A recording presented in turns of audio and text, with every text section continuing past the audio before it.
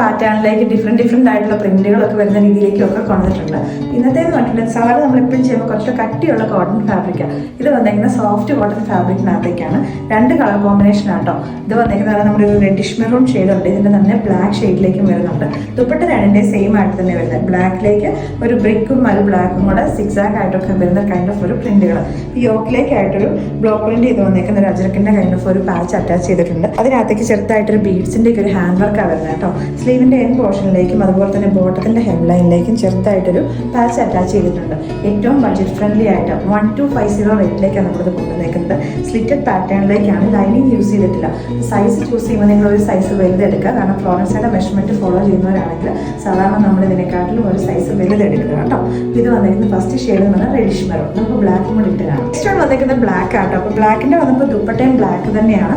Same തന്നെ നമ്മൾ റെഡിൻ്റെ കണ്ട സെയിം തന്നെ സിക്സാ കൈൻഡ് ഓഫ് പ്രിന്റുകൾ അതിനകത്തേക്കും വരുന്നത്. ഇതിൻ്റെ ഈ പോർഷനിലേക്ക് നല്ല ഭംഗിയായിട്ട് ചെറിയ ഷുഗർ ബീഡ്സിൻ്റെ ഒക്കെ ഹാൻഡ് വർക്ക് വരുന്നുണ്ട്. ഇവിടേക്കായിട്ട് ത്രെഡ്സിൻ്റെ ഒരു ടാസിൽസും അറ്റാച്ച് ചെയ്തിട്ടുണ്ട്. അപ്പോൾ ഇടാനായിട്ടാണ് കംഫർട്ടബിൾ ആയിട്ടുള്ള ഫാബ്രിക്കാണ്, സോഫ്റ്റ് കോട്ടൺ ഫാബ്രിക്.